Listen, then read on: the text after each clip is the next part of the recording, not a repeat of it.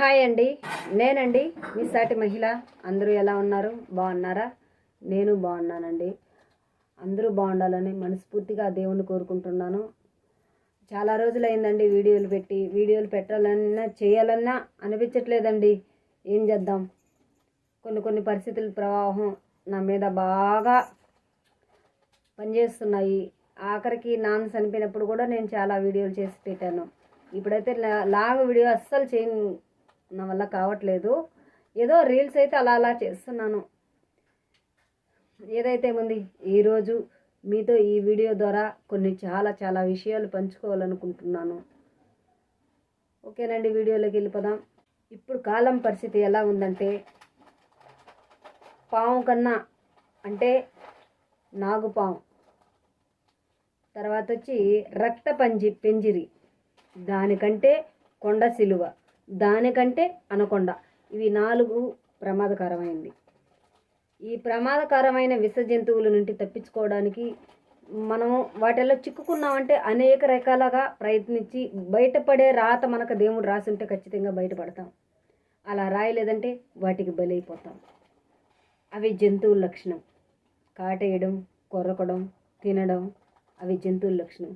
కానీ అలా కాకుండా ఇప్పుడు చాలా అబ్జర్వ్ చేసినానండి. నేను చాలా చోట్ల చూస్తున్నాను చాలా రకాలుగా. కానీ ఇప్పుడైతే మన మనుషుల పట్ల ఇంకా చెప్పాలంటే మన చుట్టూ ఒక వైరస్ అల్లుకునింది. వైరస్ అంటే కరోనా లాగా. అది జ్వరమో లేదంటే వేరే జబ్బో, మలేరియా, కలరా, టైఫాయిడ్ ఏవి కాదండి. వైరస్ అంటే లవ్, వైరస్ అంటే అట్రాక్షన్. ఇది నిజంగానే మన చుట్టూ తిరుగుతుంది.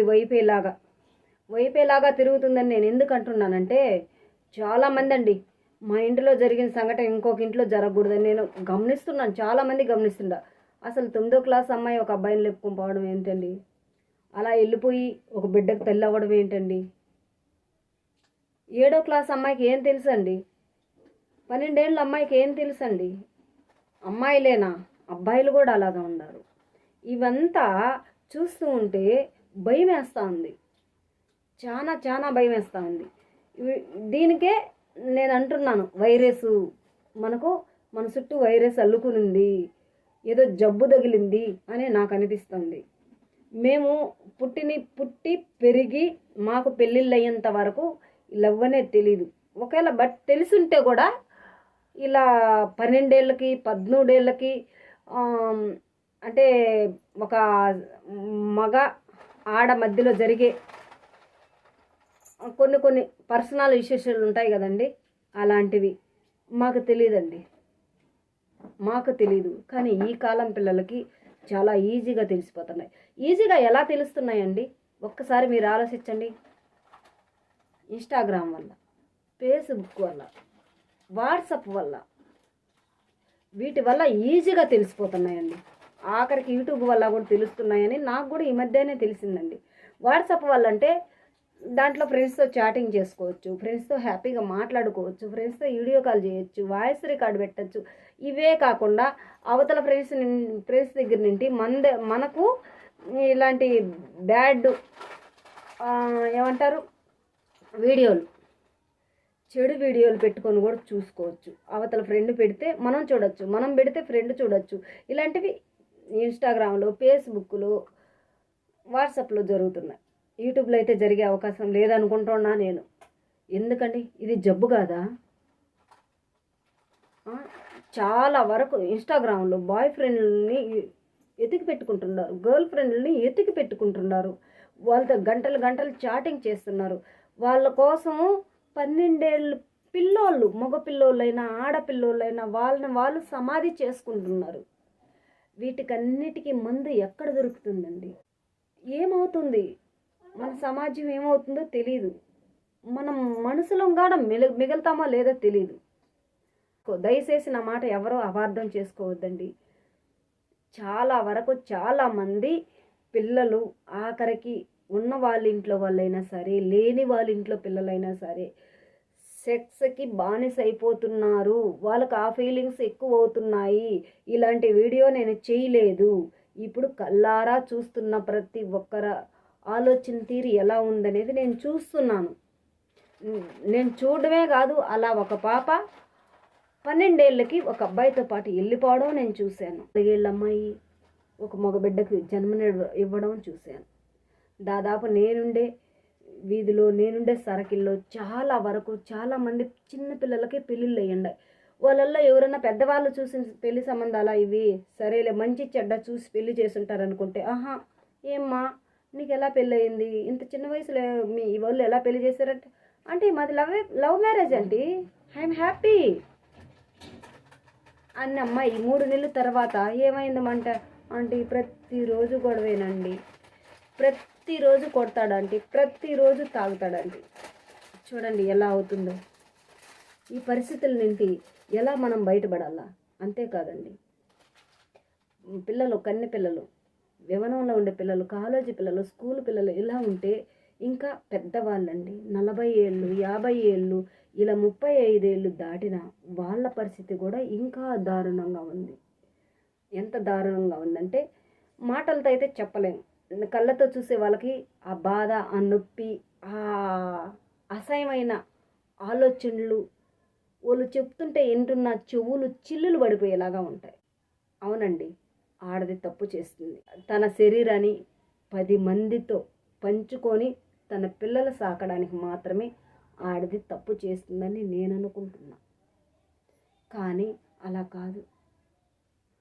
డబ్బు కోసం కొంతమంది ఏమంటారు తెలుసా, టేస్ట్. అసలు ఈ ఆలోచనలు ఎలా వస్తాయండి? ఇది వైరస్ కాదా? ఇది జబ్బు కాదా? ఒకరు ఇద్దరు కొవ్వు బట్టి చేస్తారు, 10 మంది చేస్తారు, కానీ దాదాపు మన చుట్టుపక్కల పరిస్థితులు అన్నీ ఇలాగే ఉన్నాయి. వాళ్ళంతా కొవ్వు బట్టి చేస్తున్నారా? ఏదో మన కలియుగంలో శాస్త్ర విధానం మారింది, ఏదో జరగబోతుంది, మనకేదో పెద్ద ముప్పు రాబోతుంది. అందుకే పిల్లల నుండి పెద్దవాళ్ళు దాకా ఇలాంటి ఆలోచనలు ఎక్కువైపోతున్నాయి. ఎక్కడ చూడు చిన్న పెద్ద అనేది లేదు.